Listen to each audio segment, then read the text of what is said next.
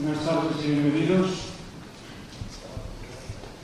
Como consta en nuestras pines y propaganda distribuidos, que los tenéis en la mano, teníamos hoy dos focos luminosos para decirnos su palabra sobre las famosas matriculaciones de la Iglesia. Dos puntos de vista críticos desde ángulos muy distintos. Pero el hombre propone y las enfermedades disponen. Esperemos que no sea Dios.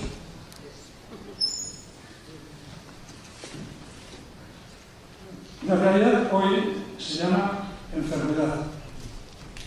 El señor Puente Ojea, enormemente ilusionado por venir a Pamplona para esto, para esta circunstancia, tiene a su esposa gravemente enferma. Está enferma hace tiempo, pero por lo visto ha empeorado mucho últimamente. Y hoy, a última hora, primera hora de hoy, pero última hora de la circunstancia, nos ha mandado su escrito, el que nos iba a leer, pero sin darle todavía la forma definitiva y hecha que les suele dar.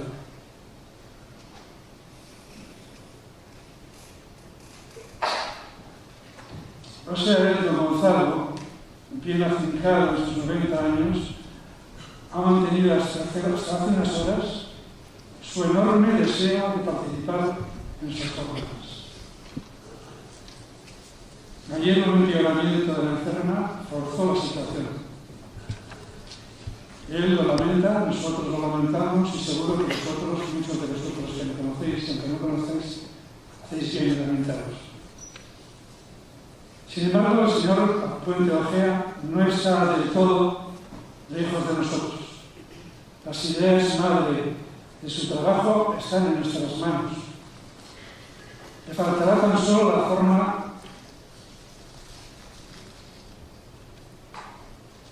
más directa y sobre todo faltará a él. Pero no faltará del todo, porque están sus palabras escritas. Vamos a escucharlas. Arrachalde, buenas tardes.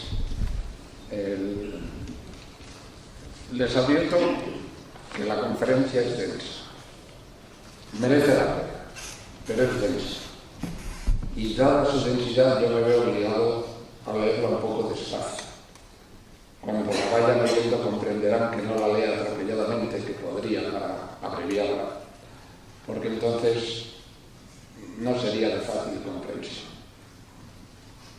Él nos ha enviado una serie de textos sobre los que él, con su conocimiento y habilidad para improvisar, iba a dar la conferencia. Pero claro, nosotros no podemos improvisar sobre un texto ajeno y hemos tenido que refundirlos con un cierto apresuramiento para hacerlos, digamos que coherentes entre sí, respetando totalmente todo lo que aquí está escrito por él, pero está ajustado de manera que pudiera convertirse en algo parecido a una conferencia, que, por cierto, está también un poco sin terminar. Le falta el final. Pero bueno, los contenidos que supongo que lo iba a dar él, ya enfocándolo ya muy directamente en estas jornadas que estamos celebrando. Dicho lo cual, y con su venia, comienza la lectura. Es de todos bien conocido el hecho del inmenso poder desplegado por la Iglesia en el curso de la historia. Pero este hecho es todo menos algo obvio en sí mismo. Personalmente sentí desde muy joven una gran fascinación por el fenómeno de la Iglesia como institución de poder y por la génesis y desarrollo del cristianismo como religión con vocación de dominio ecuménico.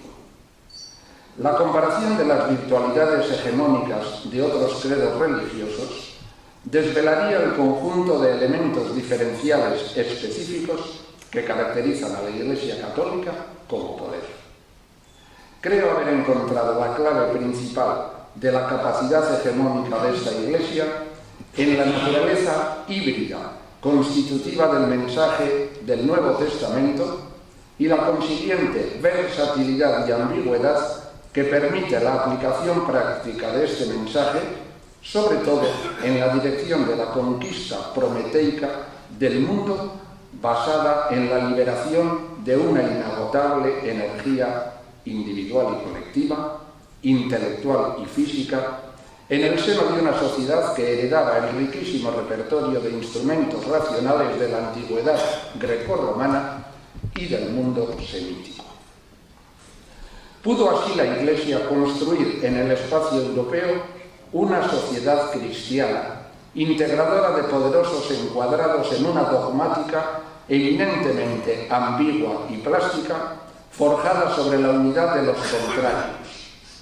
El poder que despliega la Iglesia tiende a invadir, por la propia naturaleza de la Iglesia como institución espiritual y temporal, todas las esferas y ámbitos de la vida humana. La Iglesia se caracterizó muy pronto históricamente como una potencia universal por su vocación de someter o controlar todas las esferas donde pudiera surgir una relación de poder. Como en la vida real, las esferas conceptuales de poder tienden a integrar en un todo su espacio y alcance propios a medida que aumenta la complejidad social. Una potencia de vocación universal propende a articular de modo cada vez más estrecho las esferas de poder, entrando así en una creciente concentración e integración de poderes y en un proceso de racionalización y de sistematización del poder. Para cerrar esta breve consideración sobre el poder y el poder de la Iglesia, añado solo una nota como apunte final. Y es que el poder, por su propia esencia, es una relación conflictiva. Inicialmente se da en toda relación de poder un conflicto de voluntades, una cierta relación de discrepancia que se resuelve finalmente bien en obediencia, bien en castigo. La vocación de hegemonía vertical y horizontal de la Iglesia, como detentadora del presunto mandato misional del Evangelio, pasa por todos los momentos de la fenomenología del poder que hemos intentado esquematizar. Su voluntad constitutiva de ordenar y regular todas las esferas de la conducta humana incide tanto en el espacio de los micropoderes, de la vida individual y de la convivencia colectiva, tendiendo por su propia dinámica a invadir sin fisuras el mundo en su totalidad.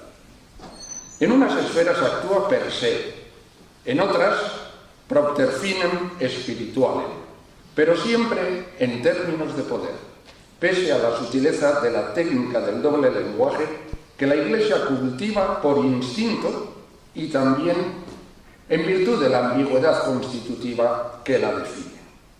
La Iglesia es un poder hegemónico por antonomasia, más aún que el Estado, a no ser que el Estado se configure también como la Iglesia, al modo del Imperio Católico Romano. La Iglesia es un poder de poderes, un sumo poder. Solo se resigna a dejar de serlo ante eventuales poderes superiores. Vamos seguidamente a dirigir nuestro esfuerzo a elaborar un conjunto categorial típico ideal en sentido weberiano, articulando histórica y estructuralmente que permita aprender los ejes de marcha sobre los que se ha apoyado el proceso de creciente despliegue de la vocación de poder de la Iglesia Católica. La noción tradicional de teocracia de los hebreos revistió un color y un contenido bien distinto en el Israel antiguo. Como federación religiosa de tribus, Israel desarrolló enseguida la noción de un Dios especial de la organización política como tal. Por juramento, esas tribus aceptaron a Yahvé al mismo tiempo que la confederación y al mismo tiempo que un sistema de relaciones sociales y económicas. Yahvé es primero un Dios local, pero superior. Luego un Dios al que se consagra el territorio de Palestina, pero con exclusividad de cualquier otro Dios, con pretensiones cada vez más universalistas en el contexto de la historia del pueblo hebreo, situado en una verdadera encrucijada geopolítica de la época. En una dialéctica teológicamente acomodaticia que la Iglesia Católica imitara con maestría, resultaba que Dios había reaccionado con ira casi inagotable, como lo evidencia el hecho de que permitiera que su pueblo quedase sojuzgado por otro pueblo que no lo adoraba. Siempre resultaba posible, para la versalidad mental de los profetas y sacerdotes, justificar las derrotas de Yahvé, de Dios, a manos de los dioses enemigos, dioses que, salvo el recurso a teodiceas ad hoc, se mostrarían más poderosos que el Dios de los judíos, que Yahvé. Se llegaba por esa vía a la paradójica conclusión de que cuanto más duras eran las derrotas de Israel, más patente resultaba la sabiduría inescrutable de Dios, que incrementaba así sus atributos éticos, espiritualizaba sus promesas, aumentaba la racionalidad de la religión y menguaba su significado mágico, inmunizando a Yahvé de la amenaza de su abandono por un pueblo decepcionado. Las derrotas se han de entender como castigo por las infidelidades de su pueblo, por las reiteradas transgresiones de la voluntad divina. Cualquier suerte de mal, una plaga, una epidemia, un terremoto, podía interpretarse como un artilugio urdido por Yahvé para probar a su pueblo y calibrar su fidelidad ante las pruebas. Los sacerdotes y los profetas siempre fueron los portadores gemelos de la sistematización por una parte y de la racionalización de la ética religiosa por otra. Pero un pueblo tan enraizado en una perspectiva étnica de la religión, en sentido reciamente nacionalista, necesitaba algún mito político-religioso eficaz que desplazado hacia el futuro, alimentase la esperanza en el cumplimiento del pacto y la promesa. De ahí que la teocracia, entendida como autogestión religiosa comunitaria, pero no política, no fuera el elemento impulsor del judaísmo antiguo, sino la teocracia como mesianismo. La noción de Mesías, va emergiendo paulatinamente como la de restauración hegemónica de Israel. De modo tímido, ya desde el momento en que se quiebra la monarquía aglutinadora del reino de Israel, allá por el 722 a.C., queda solo Judea y su capital, Jerusalén, como estado gobernado en nombre de Yahvé. Aunque tanto los profetas Isaías como Miqueas consideran que solo Yahvé posee la soberanía regia, al día siguiente de la gran crisis en la que Judá y su rey han sido profundamente humillados, Isaías reafirma su esperanza en la acción de Israel, en la figura de un heredero de David más entregado a la justicia que a las victorias. El rey ungido, Mesías, reinará en nombre del Dios de Israel. Pero este mesianismo davídico, de David, aunque se refiere a una esperanza situada en el futuro, todavía no tiene nada de escatológico. No remite al eslabón final de la historia. Por el momento, el mesianismo davídico se refiere únicamente a la restauración de Israel, y solo en los últimos 4 siglos precristianos surge la noción de tiempo último en los escritos bíblicos, o sea, la idea de que un día vendrá Yahvé, y de la revelación de los secretos de Dios, Apocalipsis, ese día. En este dilatado proceso de especulación escatológica y apocalíptica, Yahvé se configuraba cada vez más hondamente como un Dios ético que ofrece la salvación individual a los miembros de Israel y a todos los hombres, sin que se debilite, sin embargo, la concepción mesiánica davídica del pueblo elegido. Lo que sucedió mediante la elaboración teológica es que la posesión de la tierra prometida fue suplantada por la promesa, de mucho mayor alcance, de la elevación de Israel como pueblo de Dios, por encima de las demás naciones. En el futuro, todas las naciones serán compelidas a servir a Yahvé y a postrarse a los pies de Israel. Ahora tenía el pueblo judío la oportunidad de sacudirse su condición de pueblo paria, es decir, de grupo social hereditario carente de soberanía política propia, privado de la comensalidad y del matrimonio con miembros de otros grupos.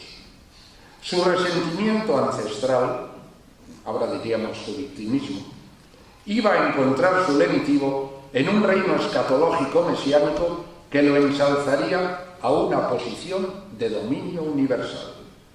Una fe basada en la idea de compensación y una teodicea de no privilegiados potencian la esperanza mesiánica alcanzando el sentimiento venganza como pueblo elegido, una alta temperatura con la convicción de que el reino de Dios en la tierra era inminente. Esta espera, la espera del reino de Dios en la tierra, se vivía en la pública convicción de que el reino llegaría tras la confesión de los pecados y el arrepentimiento individual y colectivo, pues sólo así la ira de Dios sería definitivamente aplacada y enviaría a su Mesías para castigar a los enemigos y hacerlos escabel de Israel. Como indica con su autoridad Max Weber, en ninguna otra religión encontramos una deidad universal que posea el inigualado espíritu de venganza manifestado por el Yahvé de los judíos. Los Apocalipsis son los escritos más incendiarios de la literatura religiosa y están penetrados por la idea obsesivamente dominante de la retribución, premio, castigo, la misma idea que anida en la literatura cristiana. Véase el Apocalipsis de Juan. El judaísmo jamás rechazó el mundo como tal, sino solamente el sistema de clases imperante. El reino de Dios prometido se situaba explícitamente aquí y ahora, pero eso sí, en un mundo renovado. Para el alma hebrea no existía un arriba y un abajo, un cielo y la tierra, diríamos, sino más bien un antes y un después. Los judíos, y entre ellos Jesús, estaban convencidos de que llegaría el día en que, por un acto súbito, imprevisible, Dios transformaría la estructura social y moral de este mundo y edificaría un reino mesiánico para los fieles a su ley por encima de las naciones aquí en la tierra. Este largo recorrido era indispensable si queremos conocer de dónde proceden el cristianismo y la Iglesia. Entramos ahora, dentro de la conferencia, en la era cristiana. Por eso es lo correspondiente al Nuevo Testamento, tras haber hablado del Antiguo. Jesús de Nazaret, o Jesús Nazareo, o Nazareno, irrumpe en la historia de su pueblo en el momento en que el concepto de teocracia, en el sentido más pleno, de reino inmediato de Dios a través de su enviado el Mesías, estaba a la orden del día. El Mesías davídico pero escatológico estaba por llegar. Jesús nace y crece inmerso en esta metáfora de alta sensibilidad mesiánica, la esperanza del Mesías. Para él, el reino estaba al alcance de la mano. Ese último instante hacia el más allá se situaba sin duda también para él y sus discípulos en el futuro, pero era ya un futuro inminente. Hay algunos de los aquí presentes, dijo Jesús según el Evangelio, que no gustarán de la muerte hasta que hayan visto venir en poder el reino de Dios. La predicación de Jesús se inscribe de modo radical en el marco de la religión judía. Jesús no ha sido un cristiano, fue un judío. Y su predicación se mueve en el marco de las nociones y de la concepción del mundo del judaísmo, incluso cuando está en oposición con la religión judía tradicional. Lo que nos importa es la constitutiva inserción de la idea escatológica de ese día último y de la ética del Nazareno en la esperanza mesiánica de Israel, en grado tal que cuando Pablo, después del fiasco mesiánico, la desilusión porque el Mesías no acababa de llegar, construye un mensaje cristiano que es esencialmente su creación personal. Se produce así un corte brusco, un hiato insalvable entre el Jesús antes de la cruz y el Jesús después de la cruz. Los evangelios, hondamente determinados ya por la ideología de San Pablo, ignoran la frontera que la crucifixión había de operar hasta el punto de alterar esencialmente la figura de lo que fue realmente el Nazareno. Con Pablo y sus epígonos, sobre todo los evangelistas sinópticos, es decir, Marcos, Lucas y Mateo, vamos a ver dónde está, ahora que me he perdido, comienzan a transmutarse lentamente en una doctrina de la espera de un reino celeste que cada cristiano alcanza mediante su rendimiento individual en la fe de un Jesucristo resucitado, que ya se había manifestado como Mesías humillado, pero que retornaría en poder y gloria en una segunda aparición, parusía. Entretanto, la secta de los fieles se consagraría a la adoración ritual de un hecho pasado en sí mismo y ya salvífico, la muerte y resurrección de Jesús, Hijo de Dios. Como las narraciones evangélicas llevan aún la marca de la profunda crisis producida por el desastre mesiánico, sus condiciones ambientales le impedían una transmutación coherente. Mediatiza como suceso salvador central la noción de una escatología inminente. La inminencia del reino es parte constitutiva del mensaje, el elemento formal de su definición.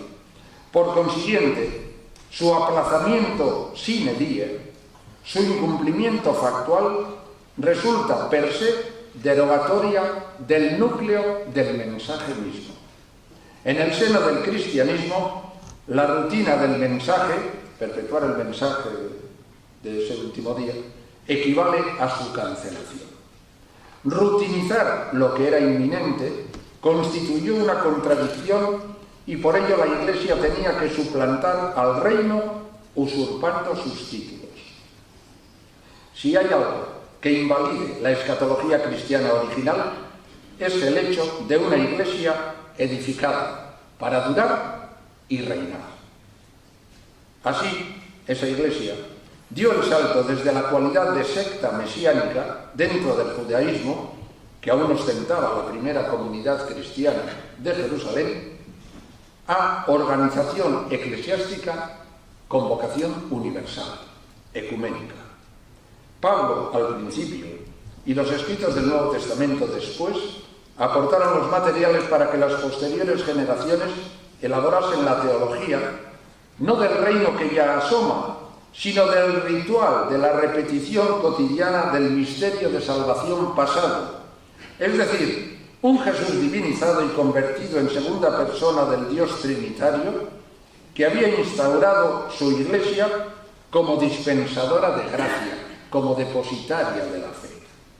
Una nueva religión, esencialmente opuesta al judaísmo, que Jesús, radicalmente monoteísta, jamás hubiera podido imaginar. El sacerdote sustituía al profeta y se convertía en funcionario de una nueva legalidad. La progresiva transformación de la idea de Dios en el curso del Antiguo y del Nuevo Testamento pretende interpretarse por la Iglesia mediante la arbitraria noción de una revelación progresiva, de tal manera que Dios fue revelándose a los hombres y a las mujeres, claro, fue revelando esos misterios de la creación poco a poco, a medida que el ser humano agudizaba su mente, refinaba su inteligencia y elevaba la condición de sus sentidos. Esta utilización de la noción de revelación progresiva no es más que una forma de explicar las cosas sacada de la manga para justificar lo que te interesa demostrar. Estamos ya en la última página. La realidad del proceso es exactamente lo contrario. Es la evolución de la mente humana y de su contexto histórico lo que determina y condiciona paso a paso las ideas del hombre sobre lo divino. Estas ideas son simplemente proyecciones antropomórficas de los deseos humanos. A medida que el hombre se humaniza y va exigiéndose en sus respuestas a lo incomprensible del mundo y de la vida, sus ideas de lo trascendente van racionalizándose hacia un idealismo ético en un lento proceso de transformación lingüística y categorial, como nos revela el panorama de la historia y de la fenomenología de las religiones. En resumen, la evolución de las ideas humanas de lo divino va transformando el reparto de los personajes de la comedia humana que explican simbólicamente la economía del cosmos y el puesto del hombre en ese mismo cosmos desde un ángulo trascendental o religioso, pero no al revés. Por esa vía, la Iglesia desalojó la ideología revolucionaria del mensaje de Jesús y en su lugar forjó una ideología conservadora del orden social. El tránsito quedó perfilado antes de que finalizase el siglo I, pero no se consolidó hasta el debilitamiento de dos elementos esenciales del mensaje, a saber, la expectación escatológica centrada en la venida gloriosa de Jesús para instaurar el reino, la parusía, y la muerte individual para el mundo exigida por la conversión espiritual en la fe. Sin embargo, la Iglesia no renunció a nada y con un fino sentido político supo conservar formalmente la promesa escatológica para seguir tensando las almas hacia una meta futura y absoluta de voces celestiales que suprimiría el infortunio cotidiano en este mundo de pecado. Para ello, apuntaló unas sólidas estructuras externas e internas de dominación apoyadas en una poderosa organización forense, sacramental, jerárquica y burocrática que impondría una obediencia sin fisuras, tanto respecto de lo que el cristiano tenía que creer, como en cuanto a lo que debía hacer. La sola gracia de San Pablo queda sumergida en una moral casuística de las buenas obras y en la observancia externa de una ética del precepto establecida por la Iglesia como la única para adquirir los méritos de Cristo. El primer punto en esta ética es la sumisión a los poderes religiosos, sociales y políticamente constituidos. Bien, hasta aquí ya el conjunto de textos que nos ha enviado Gonzalo Puente Ojea. Nos hemos quedado con las ganas de su terminación hasta nuestros días y su conclusión, pero en fin, es lo que tenemos. Gonzalo Ojea, pensador profundo, muy culto, ateo ciertamente, es a la vez un avisado conferenciante, por lo que pretendía con esta ponencia de corte intelectual denso sentar una base sólida sobre la que provocar seguidamente un debate vivo con ustedes, con las preguntas de todos ustedes, en el sentido de concretar una valoración ética puramente humanista, no católica, del comportamiento del episcopado español en esto de las inmatriculaciones, según el título de estas jornadas. Como ya les hemos dicho, Puente Ojea tiene 89 años, su señora estaba delicada, ha sido internada en las últimas horas y nos ha invitado, que por cierto era su mujer la que más le insistía en que aceptara nuestra invitación, pues decidió finalmente quedarse con ella. Y a continuación, tras esta enseguida, José Arregui analizará la cuestión ético-moral del tema de las inmatriculaciones, pero desde dentro de la institución de la Iglesia Católica. Únicamente, si por casualidad, o por lo que sea, alguien de los asistentes quiere formular alguna consideración o decir cualquier cosa bien en torno a la ponencia o lo que la ponencia le ha sugerido, pues podríamos tener 5 minutos o 10 de distensión antes de que comenzara José con otra ponencia. ¿Hay entre ustedes alguien que quiera comentar supongo que sea de pronto, no es fácil. Sí, por favor.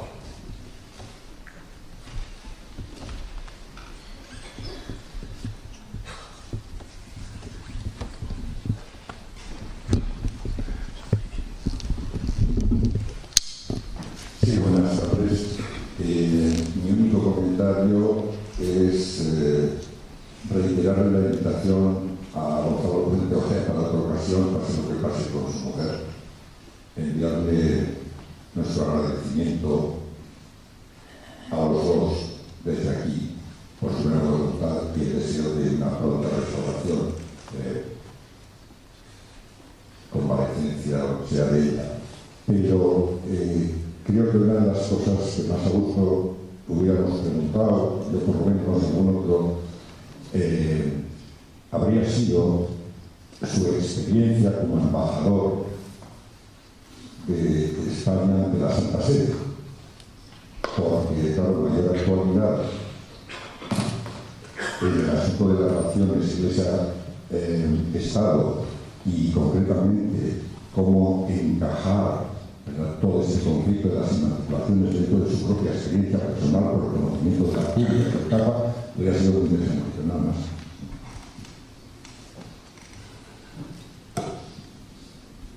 ¿Algo más? Sí, adelante,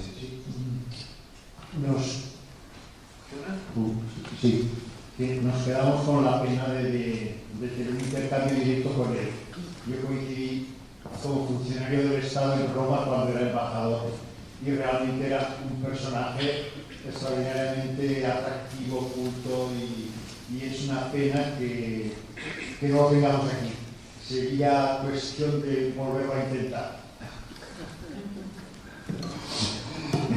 Se agradece el comentario, pero dada su edad y no sé si la plataforma se atrevería a arriesgar el posiblemente volver a defraudar a los convocados. De todas maneras, muchas gracias. ¿Alguna cosa más?